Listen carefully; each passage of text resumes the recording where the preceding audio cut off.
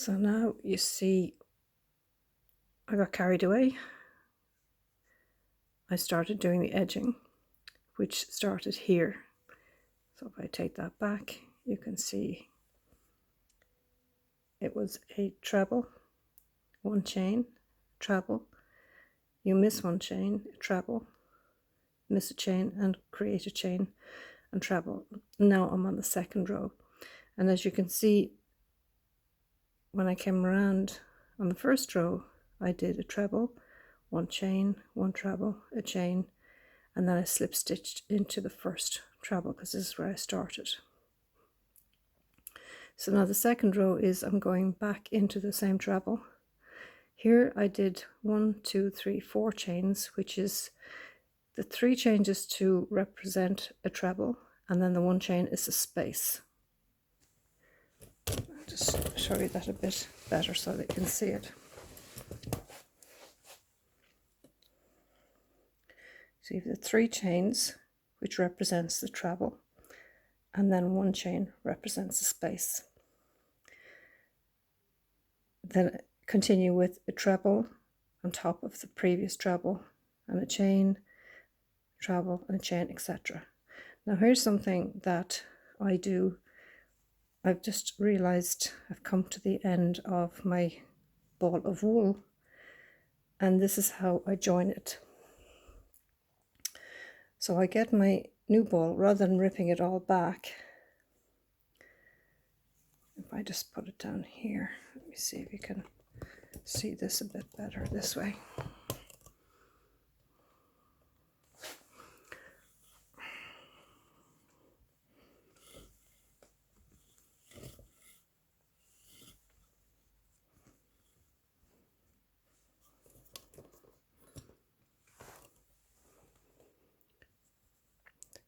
So I lay my wool down flat, and this is my new ball of wool. Make sure I have the right end. And I put the 2 side by side. And then the top one, I do left over right.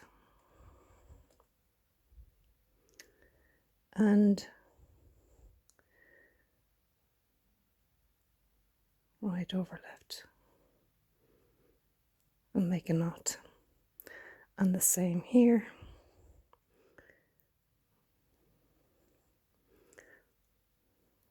Right over left.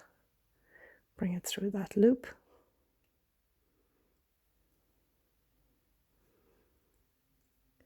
And bring it over again.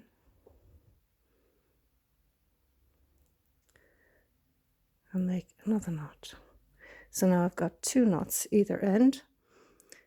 I pull them. I'll just bring it a bit closer so you can see. Pull them together. And that's really, really tight. I just take the 2 ends and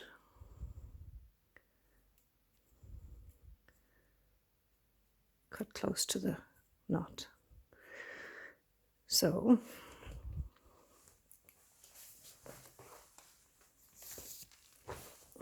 I've now joined. You're not going to see that join.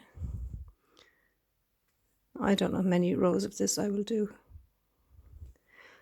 I'll definitely do 2, if not 3, could do 5, depends on how patient I am and what I want to do with it. So you're doing your chain, you slip, miss one, into the top of the treble. Now a treble means you wrap the wool over the hook into the top of the previous treble, wrap the wool around, bring it through 2, bring it through the last 2. That's your treble. Now you're doing a chain for that space to create the space. You always have to have the same amount of stitches. Just going to show you now what happens when I come to the knot in the wool. Just bring it through 2, and it really doesn't make any difference whatsoever. Nobody's going to see it. I didn't check to see if I'd have enough wool when I was doing this round. I'll just do one more, wrap the wool around into the top of the treble, bring it through 2, bring it through 2. Now the join is there. but you really cannot see it. So that's how I join my wool. So I'm going to do 2, maybe 3 rounds of this. When I come to the corner, I'll be doing what I did here. This was my last treble of the corner. So the next treble I do a chain, 1 treble, a chain, 1 treble, a chain, and then I slip stitch to the first treble, which will be here. I'll be slip stitching into the 3rd chain to finish off the next row. Always finish off with a slip stitch. I'll show you the completed garment when I'm finished.